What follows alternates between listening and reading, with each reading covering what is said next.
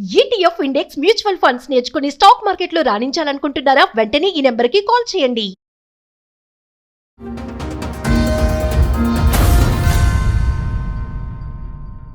ఏంటి ఇక్కడ దాకా రావడానికి రీజన్ ఏంటి? మా డాడీకి ముగ్గురు భార్యలు.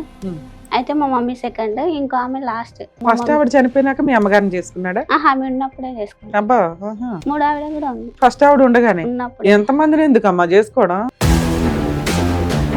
తనకు 2 ఎకరాల 3 ఎకరాల భూమి ఉంది మేడం. ఓకే. ఒక ఇల్లు ఉంది. మా మమ్మీ ఉన్నప్పుడు అడగొచ్చు, కానీ ఆమె మంచాన ఉంది. ఆమెను చూసుకోవడానికి నేను హైదరాబాద్ వచ్చి పని చేసి వాళ్ళకి డబ్బులు ఇచ్చి పంపించేదాన్ని. ఇప్పుడు ఉన్న 2-3 ఎకరాలు కూడా వాళ్ళే తీసేసుకున్నారా?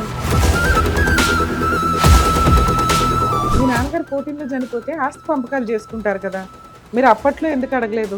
అంటే మా అమ్మ అప్పుడు ఏమనేది అంటే, ఇస్తారులే మనోళ్ళే ఎక్కడ అవుతుంది అని ఆమె నమ్మకంతో ఉండే.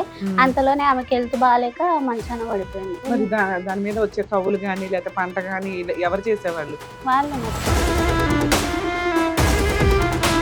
అయితే ఇప్పుడు మా తమ్ముడు ఏమనంటే, మేము అస్సలు ఇయ్యము వాళ్ళకి. ఆమె వచ్చి ఎప్పుడు కాపురం చేసింది, మాతో ఉండనే లేదు, ఏం చేస్తుందో చేసుకోండి. మా అమ్మ చనిపోయినాక వాళ్ళు మొత్తం ప్లేట్ మార్చింది ఇదంతా. అంతకుముందు పైసలు ఇచ్చినప్పుడు మా చెల్లి అని బాగానే ఉన్నారు, కానీ చనిపోయినాకనే నన్ను దూరం పెట్టిండ్రు. అది ఒకటి బాధ. నమస్తే అమ్మా. నమస్తే మేడం. ఎక్కడి నుంచి వచ్చారు, ఏంటి ప్రాబ్లం? మాది సైడ్. ఓకే. ఏంటి ఇక్కడ దాకా రావడానికి రీజన్ ఏంటి? అంటే మా డాడీకి ముగ్గురు భార్యలు. అయితే మా మమ్మీ సెకండ్, ఇంకో ఆమె లాస్ట్. అయితే ఫస్ట్ ఆమె ఆల్రెడీ చనిపోయింది. ఇక తర్వాత ఫస్ట్ ఆవిడ చనిపోయినాక మీ అమ్మగారిని చేసుకున్నాడా? ఆమె ఉన్నప్పుడే చేసుకున్నాం. అబ్బా. మూడో ఆవిడని? మూడు ఆవిడ కూడా ఉంది ఫస్ట్ ఆవిడ ఉండగానే ఉన్నప్పుడు. ఎంత మందిని ఎందుకమ్మా చేసుకోవడం, ఏం చేద్దామని? ఏమో మేడం తెలియదు. ఎంతమంది పిల్లలు అమ్మాయి వాళ్ళందరికి? ఫస్ట్ ఆమెకు పిల్లలు కాలేరు. మా మమ్మీకి ఏమో ముగ్గురు ఆడపిల్లలం. ఓకే. ఓహో, అక్కడ పిల్లలు కాలేదని మీ అమ్మ, మీకు ముగ్గురు, మీ అమ్మగారికి ముగ్గురు ఆడపిల్లలు పుట్టారని ఇంకొక ఆవిడ, ఆవిడకి ఆమెకి 2 కొడుకులు, ఒక అమ్మాయి. అయితే ఇప్పుడు మా తమ్ముళ్ళ పైన మా అక్క వాళ్ళు కేసు వేసిండ్రు. ఓకే. 2 మగపిల్లలు, ఒక ఆడపిల్ల. ఓకే. ఏమన్నా ప్రాపర్టీస్ ఏమున్నాయి అసలు? మీ నాన్న ఎంత మందిని చేసుకోవడానికి రీజన్? తనకు 2 ఎకరాల 3 ఎకరాల భూమి ఉంది మేడం. ఒక ఇల్లు ఉంది. మాకు మా మమ్మీ ఒక ఇల్లు కట్టుకుని ఆమె సపరేట్ గా ఉంది. అలాని ఇక తర్వాత మా మమ్మీ ఉన్నప్పుడు అడగొచ్చు, కానీ ఆమె మంచాన ఉంది. ఆమెను చూసుకోవడానికి నేను హైదరాబాద్ వచ్చి పని చేసి వాళ్ళకి డబ్బులు ఇచ్చి పంపించేదాన్ని. మీకు మ్యారేజ్ అయిందమ్మా? అయింది. మీ ముగ్గురికి మ్యారేజ్లు అయిపోయినాయి? సిస్టర్స్ ముగ్గురికి. ఓకే. ఇప్పుడు ఉన్న 2-3 ఎకరాలు కూడా వాళ్ళే తీసేసుకున్నారా? అందులో మగపిల్లలే తీసుకున్నారా? అమ్మలకి ఇవ్వలా, పెద్దమ్మకి పిన్నికి ఇవ్వల అండి. పెద్ద ఆవిడ ఎట్లాగో లేదు కాబట్టి మీ అమ్మకి వాళ్ళ అమ్మకి ఇవ్వల. సిస్టర్స్ ఎవరికి కనీసం ఒక 5 లక్షలు తీసుకోండి, 2 లక్షలు తీసుకోండి అని కూడా మీ సంతకాలు ఏమీ తీసుకోలేదా? ఓకే. ఎంతకాలం అయింది వాళ్ళ రిజిస్ట్రేషన్ అయిపోయి? మీ నాన్నగారు ఉన్నారా లేదు? లేదు, మా నాన్న చనిపోయినాక వాళ్ళు రిజిస్టర్. ఎప్పుడు చనిపోయారు మీ నాన్న? మా నాన్న 2014 లో చనిపోయిండు. 12 ఇయర్స్ పైన అవుతుంది. ఓకే. మా మమ్మీ వచ్చేసి 23 లో చనిపోయింది. మీ నాన్నగారు పోటీల్లో చనిపోతే ఆస్తి పంపకాలు చేసుకుంటారు కదా, మీరు అప్పట్లో ఎందుకు అడగలేదు? అంటే మా అమ్మ అప్పుడు ఏమనేది అంటే, ఇస్తారులే మనోళ్ళే ఎక్కడ అవుతుంది అని ఆమె నమ్మకంతో ఉండే. అంతలోనే ఆమెకి హెల్త్ బాగాలేక మంచాన పడిపోయింది. ఇక తర్వాత ఆమె మా ఇంట్లో ఎవరు చూసుకో. మరి దాని మీద వచ్చే కవులు గానీ లేకపోతే పంట గానీ ఎవరు చేసేవాళ్ళు? వాళ్ళే మొత్తం. మేము అంత వదిలేయడానికి రీజన్ ఏంటమ్మా? 2 ఎకర్స్ 3 ఎకర్స్ మామూలు విషయం. అంటే మేము మా అమ్మమ్మలతో ఉన్నాము, వాళ్ళేమో అక్కడ ఉన్నారు అన్నమాట. అలానే మా అమ్మ చనిపోయిన తర్వాత అడిగినాం, ఎందుకంటే మాకు ముందే అడగనికే ఛాయిస్ లేదు. ఆమెను ఒక్క క్షణం వదిలేసినకే ఛాయిస్ లేదు. నేనేమో హైదరాబాద్ వచ్చి మా ఫ్యామిలీని చూసుకున్నా నేను ఒక్కదాన్ని. అట్లా అని మేము అంతగా పట్టించుకోలే. సో వీళ్ళ పేరు మీదకి మారిపోయిందని మీకు ఎప్పుడు తెలిసింది? మేము కేసు వేయకన్నా ముందు మా అక్క తెలుసు. కేసు ఫైల్ చేశారా? చేసి. ఎప్పుడమ్మా సుమారు? 24. ఇది మీకు కూడా ఒక షేర్ రావాలి, మీ వాటాలు మీకు అని. అట్లా చేసినాము. అది ఇప్పుడు నడుస్తుంది.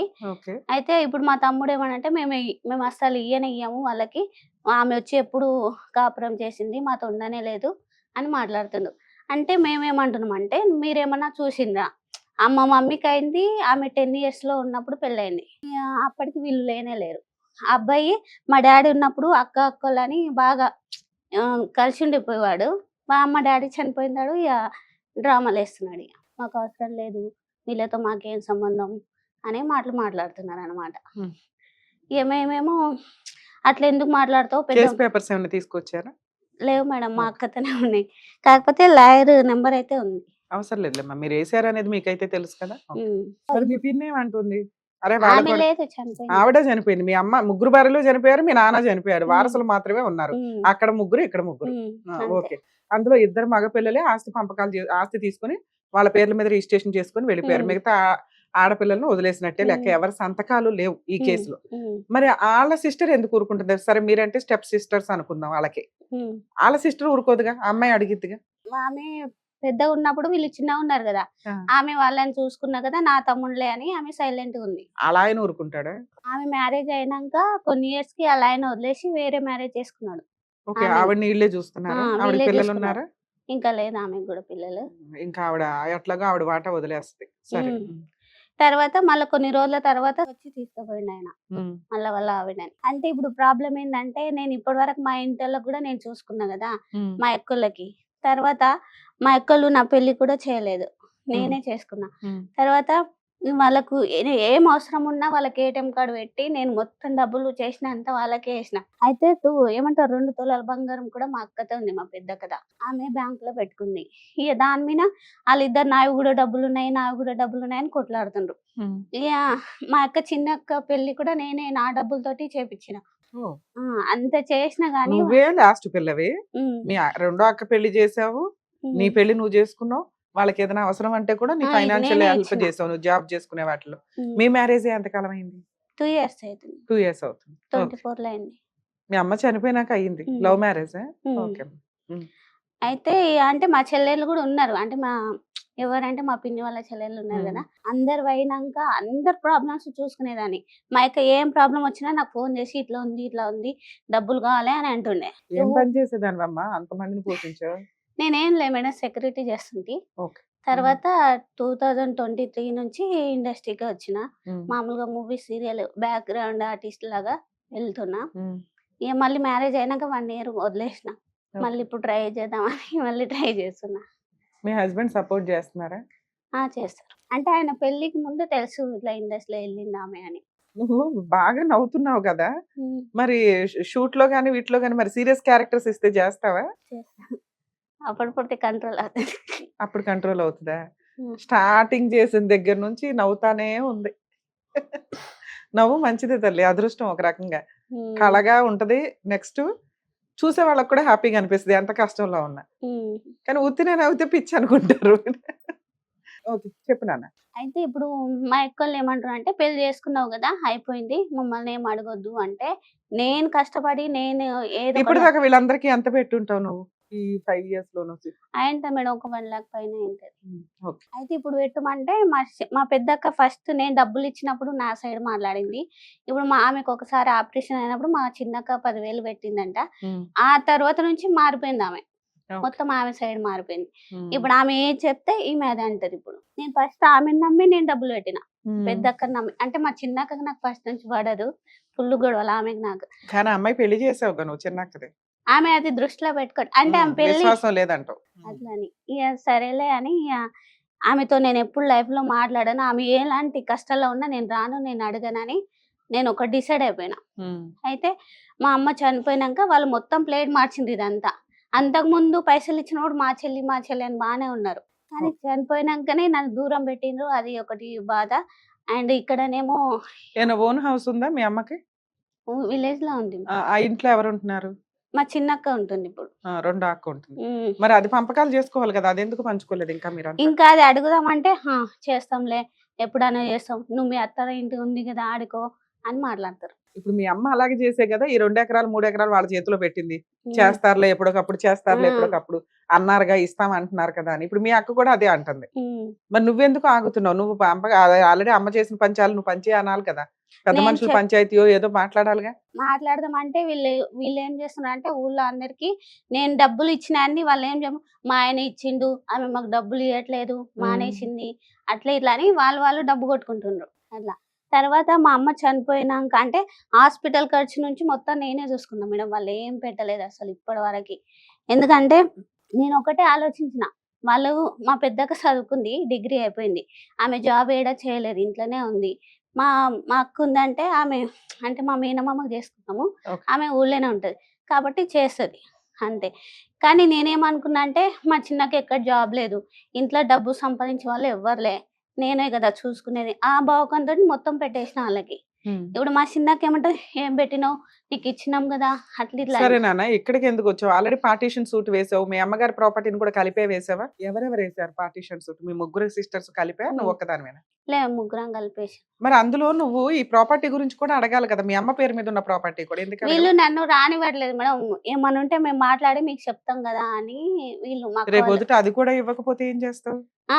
నేను గూడా అదే చెప్పిన. నేను ఇన్ని రోజులు చేసిన దాన్నే మీరు పక్కకు దోషిండ్రు. అవును. నన్నెందుకు మీరు ముందలకి రానివ్వరు అని నేను. సో మీ అడ్వకేట్ తో మీరు మాట్లాడతారా? మాట్లాడతాం మేడం. మరి ఆ ఇన్ఫర్మేషన్ అవి తీసుకుంటే సరిపోతది కదా. ఫీజులు ముగ్గురు షేర్ చేసుకుంటున్నారా? నా పార్టిషన్ కోసం ఒక 5,000 అడిగిండాయన. ఓకే. ఏసేసినాను. ఆ తర్వాత సరే, కోర్టులో పార్టీషన్ సూట్ వేసుకున్నావు, ఉన్నంతలో ఏవో నడుస్తున్నాయి. ఇక్కడికి ఎందుకు వచ్చావు? మా తమ్ముడు ఉన్నాడు గదా! ఆయన చాలా మొండికేస్తున్నాడు. ఉమ్, మాకు ఇయ్యమంటే ఇయ్యకుండా, లేదు నేను ఇయ్యను.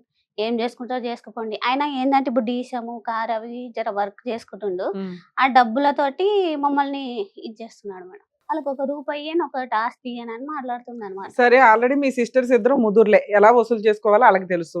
కోర్టుకి వెళ్ళారు, కేసు ఫైల్ చేశారు. హ్మ్. నువ్వంటే కాస్త అమాయకురాలు, తీసి పెట్టే రకమే గాని పాపం లాక్కునే టైపు కాదు. హ్మ్. అవునా? ఆయన ముదురు మొఖానికి వీళ్ళిద్దరు సరిపోతారు. హ్మ్. నీకు ఎట్లాగో పార్టీషన్ లో నీ వాటా నీకు వస్తది. ఏ ఒక్కళ్ళకి పార్టీషన్ చేసినా నీకు వస్తది. హ్మ్. ఇక్కడికి ఎందుకు వచ్చావు? అంటే ఇప్పుడు మా తమ్ముళ్ళు ఉన్నారు గదా మేడం! ఉమ్, వాళ్ళకు ఇంకా మేము ఎదురు మాట్లాడుకోలే. వాళ్ళు సెపరేట్ ఉన్నప్పటి నుంచి మేము సెపరేట్ ఉన్నప్పుడు వాళ్ళకోసారి కౌన్సెలింగ్ ఇస్తే బెటర్ ఏమో అని నా ఫీలింగ్. అంటే వాళ్ళు మారిపోయి చాయిస్ ఉంటదేమో. ఓర్ని, వాళ్ళకి ప్రాపర్టీ కేసుల్లో కౌన్సిలింగ్ ఇస్తే బెటర్ అని నువ్వు ఫిక్స్ అయిపోయి ఇక్కడికి వచ్చావా? హ్మ్. ఎవరిస్తారు కౌన్సిలింగ్? మీరు మేడం. ఎందుకు? నేనెందుకు ఇస్తా? నేను కౌన్సిలింగ్ ఇస్తానని నీకు తెలుసా? ఎప్పుడు చూసా? నేను వీడియోలు చూసినా గదా మేడం. ఓయ్! వీడియోలో కౌన్సిలింగ్ ఇవ్వడం చూసావా? 4 పేకడం చూసుంటావు. అంటే అదే మీరు రైట్ అండ్ రాంగ్ వాళ్ళకి చెప్పేసి హ్మ్. నష్టం, లాభం ఏముంటది, ఇవ్వకపోతే ఎలా ఉంటది అవి గూడా చెప్పారు ఆ గదా! ఇవ్వకపోతే ఎలా ఉంటదో కేసులు వేయడమే, వేసేసారుగా. వేశారు గానీ వాళ్ళు ఇంకా 3 ఇయర్స్, 4 ఇయర్స్ అవుతది అని ఏదో అంటున్నారు. చిన్నపిల్ల అడిగినట్టు అడుగుతున్నావు. లీగల్ ప్రాసెస్‌లో ప్రాపర్టీ కేస్ పని మీద మాట్లాడుకుంటే మనం second wife, third wife. First wife ఉండగా పెళ్లిళ్ళు చేసుకున్నారు. వాళ్ళకి ప్రాపర్టీలో షేర్ వస్తదా? రాదా? First wife, second wife, third wife పిల్లలకి ప్రాపర్టీలో షేర్‌లు వస్తాయా? రావా? ఇంకొక టాపిక్, ఒక కుటుంబంలో ఒక సిస్టరు కుటుంబం కోసం ఎక్కువ ఖర్చు పెట్టి ఉన్న ప్రాపర్టీలో ఎక్కువ షేర్ వస్తదా? రాదా? ఎందుకంటే తను ఆల్రెడీ సంపాదించిన దాంట్లో సిస్టర్‌కి మ్యారేజ్ చేయడం, అక్కకి మ్యారేజ్ చేయడం, తన పెళ్లి తను చేసుకోవడం, ఇంట్లో కొంత ఖర్చులకి సంబంధించి వాళ్ళకి అవసరం ఉన్నప్పుడల్లా ఇవ్వడం. ఇలాంటి సందర్భాల్లో చాలామంది మాకు ఎక్కువ షేర్ వస్తది అనే ఒక ఇదిలో ఉంటారు. అలా వస్తదా? రాదా? ఇక మూడో పాయింటు, మగ పిల్లలు మాత్రమే ఆస్తిలో వాటా తీసేసుకొని, ఇక్కడ ఎవరి సంతకాలు లేవు, ఏమీ లేవు. వారసులం మేము మాత్రమే, ఆడపిల్లలు వారసులు కాదు అని మూడో భార్యకి సంబంధించిన ఇద్దరు మగపిల్లలు రాయించేసుకున్నారు. వాళ్ళ సిస్టర్ కూడా నో అబ్జెక్షన్‌లోనే ఉంది. పర్వాలా వాళ్ళ బ్రదర్స్ తీసుకుంటే. కానీ ఇంకొక తల్లికి పుట్టిన ముగ్గురు ఆడపిల్లలు ఎవరైతే ఉన్నారో మరి మాకు వాటా వస్తదా? రాదా? కోర్టుకైతే పార్టీషన్ సూట్ ఫైల్ చేయడానికి వెళ్లారు. ఈ లీగల్ ప్రాసెస్‌లో ఈ ఆస్తి ఎవరికి చెందుతది? చనిపోయిన అమ్మ ఆస్తి ఎవరికి చెందిద్ది? తను ఖర్చు పెట్టిన, కుటుంబం కోసం ఖర్చు పెట్టినవి రికవరీ చేసుకోవడానికి కుదురుతదా? కుదరదా? ఈ 3 పాయింట్స్ ప్రతి కుటుంబంలో మాక్సిమం జరుగుతూనే ఉంటాయి ఇట్లాంటివి. వీటిలో ఎలా ఉంటది లీగల్ ప్రాసెస్ అనేది ఆలోచిద్దాం. ఫస్ట్ వైఫ్ బతికుండగా సెకండ్ వైఫ్‌ని మ్యారేజ్ చేసుకోవడం, థర్డ్ వైఫ్‌ని మ్యారేజ్ చేసుకోవడం, ఫోర్త్ వైఫ్‌ని మ్యారేజ్ చేసుకోవడం లీగల్‌గా వాలిడ్ కాదు. మరి కోర్ట్ వెళ్లి మీరేంటి ఇన్ని పెళ్ళిళ్ళు చేసుకున్నారు అని ఏ పోలీసులో ఎంక్వైరీ చేసి పట్టుకుంటారా? పట్టుకోరు. వాళ్ళ పర్సనల్. మరి ఎవరు ఫైట్ చేయాలి? ఫస్ట్ వైఫో, సెకండ్ వైఫో, లేతే ఈ నలుగురిలో, ఈ ముగ్గురిలో ఎవరో ఒకళ్ళు మాకు తెలియకుండా పెళ్లి చేసుకున్నాడండి, వేరే వేరే మ్యారేజ్‌లు అయినాయి అని చెప్పి అని వాళ్ళు వరకు వాళ్ళు. ఎవరైనా ఇతను చీటర్ అని చెప్పి కేసులు ఫైల్ చేస్తే అవి స్ట్రాంగ్ కేసుల కింద లెక్క. ఆ రోజుల్లో ఎవరు పట్టించుకోలేదు. అందరూ ప్రాసెస్ ప్రకారం ఫస్ట్ వైఫ్ పిల్లలు లేరు, ఆవిడ చనిపోయింది, డిస్ప్యూట్ లేదు. సెకండ్ వైఫ్‌కి ముగ్గురు ఆడపిల్లలు, థర్డ్ వైఫ్‌కి ఇద్దరు మగపిల్లలు, ఒక ఆడపిల్ల. సో, ఇక్కడ సెకండ్ వైఫ్ స్టోరీ గురించి మాట్లాడదాం. హస్బెండ్ 2014లో చనిపోతే ఇప్పటి వరకు పార్టీషన్, ఆయన పేరు మీద ఉన్న 3 ఎకరాలకి పార్టీషనే అడగలేదు. ఇన్ కేస్ ఆవిడ ఆ టైంలోనే అడిగుంటే, ఇప్పుడు ఒక డైలాగ్ వచ్చింది. మీ అమ్మ ఎక్కడ కాపురం చేసింది అని. కాపురం చేసినా, చెయ్యకపోయినా ముగ్గురు పిల్లలున్న స్టోరీలో ఖచ్చితంగా ఆయన ప్రాపర్టీ మీద వారసులందరూ భార్యల్ని పక్కన పెడితే వారసులు అంటే ఇక్కడ ఇక్కడ ముగ్గురు ఆడపిల్లలు, అక్కడ ఇద్దరు మగపిల్లలు, ఆడపిల్ల. మొత్తం 6గురు ఆ 3 ఎకరాలకి వారసుల కింద లెక్క. అంటే ఒక్కొక్కళ్ళకి అరెకరం, అరెకరం వస్తది. వీళ్ళ అమ్మగారు ఈ 14 ఇయర్స్, ఈ 12 ఇయర్స్‌లో ఆవిడ ఫైట్ చేసో, లేకపోతే పెద్ద మనుషులు పంచాయతీయో పెట్టుంటే 1½ ఎకర్ వీళ్ళకి వచ్చేసేది. మీ అందరికీ ఒక్కొక్కళ్ళకి హాఫ్ ఎకరు. ఆ రోజే ప్రాబ్లమ్ క్లియర్ అయిపోయేది. ఆ రోజున ఒక ఎకరం అంటే ఒక పావలా పంచాయతీ. ఈ రోజున రూ. 100 పంచాయతీ. ఎంత వేరియేషన్ ఉందో చూసారు కదా! సో, ఖచ్చితంగా కొంచెం జిడ్డు కేసు కిందే లెక్క. ఇన్ టైమ్‌లో ఫైట్ చేయకపోవడం వల్ల. ఇక సెకండ్ పాయింటు, థర్డ్ వైఫ్ మగపిల్లలిద్దరే రిజిస్ట్రేషన్‌ల పేర్లు మార్చేసుకున్నారు. ఆడపిల్లల సంతకాలు లేకుండా. 100% ఇది లీగల్‌గా వాలిడ్ కాదు. ఈ రోజు కాకపోతే రేపైనా ఖచ్చితంగా ఆ ప్రాపర్టీ కోర్టు షేరే చేస్తది. 6 వాటాలు వేస్తది. వాళ్ళ సిస్టర్ తీసుకుంటదా, తీసుకోదా అనేది వాళ్ళిష్టం. అర్థమవుతుందా? మీ 1½ ఎకరు మీ ముగ్గురికి హాఫ్ ఎకర్ చొప్పున రిజిస్ట్రేషన్స్ ప్రాపర్ వేలోనే వస్తాయి. నేను ఇవ్వను, ఏం చేసుకుంటారో చేసుకోండి అన్నప్పుడు మీరు కోర్ట్‌లో తెచ్చి చూపించండి. ఎందుకంటే లా అది. మీ సిగ్నేచర్స్ లేకుండా ఆయన పేర్ల మీద రిజిస్ట్రేషన్ అయినవి చెల్లదు. మీ వాటా మీకొస్తది. ఎప్పుడైతే ఆ వాటా వచ్చిందో చాలామంది చేసే పనేంటంటే, ఆర్డర్ కాపీ మనం గెలిచాం కదా అనుకుంటారు. ఈ ఆర్డర్ కాపీకి సంబంధించి మీరు కేస్ ఫైల్ చేసిన విషయాన్ని కూడా రిజిస్ట్రార్‌కి తెలియచేయండి. మీకు ఇంజెక్షన్ ఆర్డర్ ఉన్నా లేకపోయినా ఒక ఇన్ఫర్మేషన్ రిజిస్ట్రార్‌కి దగ్గర ఉండడం వల్ల రిజిస్ట్రార్ కూడా one of the executive magistrate కింద లెక్క. ఆయన దగ్గర ఉండడం వల్ల ఈ ప్రాపర్టీ మీద రెడ్ మార్క్ పెట్టుకొని ఉంటారు. ఇది ఫ్యామిలీ డిస్ప్యూట్ నడుస్తుంది. వేరే వాళ్ళకి మార్టిగేజ్‌లో, అమ్మకాలో ఏవి జరగకుండా ఇన్ఫర్మేషన్ లాక్ అయ్యి ఉంటది. సో, కాబట్టి చాలామంది చేసే మిస్టేకు అడ్వకేట్స్ గాని ఎవరైనా రిజిస్ట్రార్‌కి నోటీసులు పంపించరు. ప్రాపర్టీ కేసుల్లో పార్టిషన్ సూట్స్ గాని ఏ లిటిగేషన్ ప్రాపర్టీ వేసినా రిజిస్ట్రార్‌కి ఇన్ఫర్మేషన్‌గా ఒక నోటీస్ ఇవ్వడం బెస్ట్ ఆప్షన్. మూడో పాయింటు, ఈ ఈ ప్రాపర్టీకి సంబంధించి అరియర్స్ వసూలు చేయడం. 2014 నుంచి ఎవరైతే పొజిషన్‌లో ఉన్నారో, అది ఆడపిల్లలైనా అవ్వచ్చు, మగపిల్లలైనా అవ్వచ్చు. వారసులందరూ ఉండాల్సిన పొజిషన్‌లో ఎవరో ఒకళ్ళో, ఇద్దరో, ముగ్గురో ఉంటే దాని మీద వచ్చిన ఇన్‌కమ్‌ని అరియర్స్ కింద, బాకీ కింద వసూలు చేసే రైట్స్ కూడా మీకుంటాయి. మీ అడ్వకేట్ ఆల్రెడీ పార్టిషన్ సూట్ వేశారు కాబట్టి, ఈ 12 ఏళ్లలో గవర్నమెంట్ ఇచ్చిన ఫండ్స్ ఏంటి? యాక్చువల్‌గా రైతు భరోసా, రైతు బంధు ఇవన్నీ వస్తాయి కదా! వచ్చుంటాయి. ఆటిని పార్టిషన్ చేయాలి. కౌలు డబ్బులు ఒకవేళ చేసుంటే, కౌలుకిచ్చుంటే ఆ అమౌంట్ పార్టిషన్ చేయాలి. లేదా వీళ్ళే పండించుకుంటే ఎస్టిమేషన్ ప్రకారం పార్టిషన్ చేయాలి. అంటే మీకు ప్రాపర్టీ ఆస్తితో పాటు క్యాష్ రూపంలో అరియర్స్ కూడా వస్తాయి. బాకీలు కూడా వస్తాయి. అది మీ అడ్వకేట్‌కి చెప్పి అరియర్స్ పిటిషన్ కూడా సేమ్ కేస్‌లో వేయించుకోండి. ఒకటే కేసు. ఆ కేసులో ఇవన్నీ అడగొచ్చు. ఒకటి ఇంజెక్షన్ ఆర్డర్. ఎవరికీ అమ్మకుండా, మార్టిగేజ్ చేయకుండా, ఏం చేయకుండా. 2 ఇప్పటిదాకా దాని మీద వచ్చిన ఇన్‌కమ్‌ని కూడా పంచమనండి. సో, 2 అయ్యేలు పెండింగ్ ఉంటాయి. మరి మేము గెలుస్తామా, గెలవా మేడం అంటే 100% మీరు గెలుస్తారు. ఇక మీ మదర్‌కి సంబంధించిన ఆస్తి. మీరు మళ్ళీ దానికోసం ఖాళీగా కూర్చోవడం కాకుండా, ఎందుకంటే మీ మదర్ చనిపోయి 2, 3 ఇయర్స్ అయిపోతుంది. ఆ హౌస్‌కి సంబంధించి పార్టిషన్ చెయ్యండి అని మీ సిస్టర్స్‌నే నోటీస్ పంపించే రైట్స్ మీకుంటాయి. ఎవరైతే ఆ హౌస్‌లో ఉంటున్నారో సెకండ్ సిస్టర్ ఉంటుంది. రెంట్ కింద లెక్క. ఓకే. 5000 రెంట్ అనుకోండి. మీకు 1000 మీ 2000 మీకు రావాల్సిందే.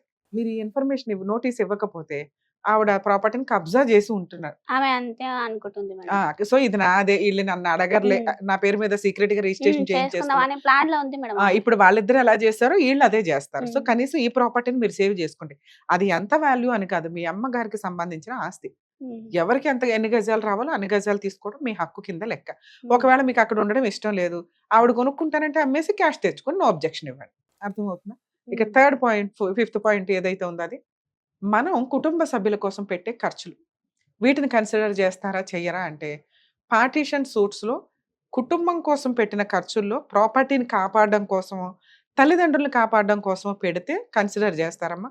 మీ సిస్టర్స్‌కి పెట్టినవో, పెళ్ళిళ్ళకి పెట్టినవో, బాధ్యతగా నువ్వు పెట్టినవి కన్సిడర్ చెయ్యరు. సో, లక్షలు లక్షలు పెట్టుబడేసి మేబీ తను చెప్పేది చిన్న అమౌంట్. కానీ తనకి పెద్ద అమౌంట్ కిందే లెక్క.